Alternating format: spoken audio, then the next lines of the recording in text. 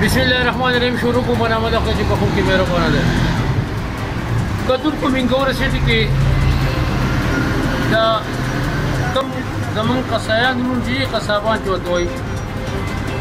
هغه ته یو بل واقعه په قشوي چې دا سیدو او ایریا کې د دنه وجودات کې منګور سیدو کوم قصابانه هغه بند کړو تقریبا 15 ورځې شوي او په وګړو کې تختبون وګړو کې بل نوې قصابانه جوړ کړی دا نو ډیر کسان چې کوم دي ساوي خپل ځینې کلالای او حکومت تاغینا خبر نه وي ٹھیک شو بل تکلیفات مشکلات سره ټول قصابان رونه مختی دا زیدونه مختلف کوټي دي سوال السلام علیکم جی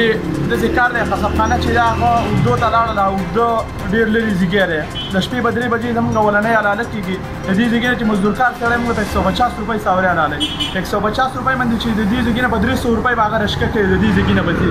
په 300 روپۍ او په 1.5 روپۍ موږ ساوري علاله په 1.5 روپۍ په موږ له اوس کم از کم په 200 روپۍ یو مزدور دي بدري بجې چې ولنې علاله کوي او بل خبره دا شول چې ډېر خوش کړي ډېر خوش کې زیګره په 3 بجې ډېر لري زیګره او د دې زیګره په 200 روپۍ باندې په دې زیګره ساوري ماخام چې لګي نو کاري بوله کې رسات راولي نو 200 روپۍ باندې دا ستړي بیا وګورئ چې د 200 سره هم 2.5 روپۍ چې دي نو زموږ به د یو ساوري خرچ راځي نو د موږ دا غواړو چې زموږ قصابخانه موږ واپس کړو دا صدر زموږ صدر سره خبره وشي او زموږ قصابخانه مشر موجود دي سوال موږ دا خبره کوو چې موږ د حاجي صاحب سره مشوره وکړو چې هغه موږ په دې کې سم مشوره راکړي څنګه چل کوي دا غزه موږ ته دا غزه نه منظور ده منظور ده چې موږ د شپې وته مزدورکار سره نه شي څنګه منظور کړم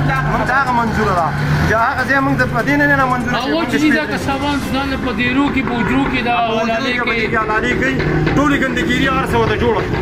مور بنشتي بوغه همانه دا نشته نو موږ هم دا دیوله دا کار دي چې زمونږ څه دغه هوږي لکه ډاکټر نشته مور نشته نشته سړی په خپل ځګي کې علاله سره زمون پورې هر یو سړی دی زه په خپل ځګي کې ساوري علاله هر سړی په خپل ځګي کې علاله موږ دا په کار ده چې موږ صدقه وکړو موږ زمون قصابخانه کوله وکړو یا هغه ځګي څه پیسې له وشي چې اته لاړ شي لکه اوس ډاکټر مور نه لګي یو شی خالي او سالم مطلب خپل ځای کې ساروي تاسو په خپل ځای کې راوي بل په خپل ځای کې راوي هر سړی په خپل ځګي کې علاله خپل ځای حاجي صاحب په خپل ځای کې صدر دی زموږ په خپل ځای کې علاله هغه هم دا په کار ده کنه چې خبرې صدر دی چې شي پیسې له خبرې یو پیسې راوي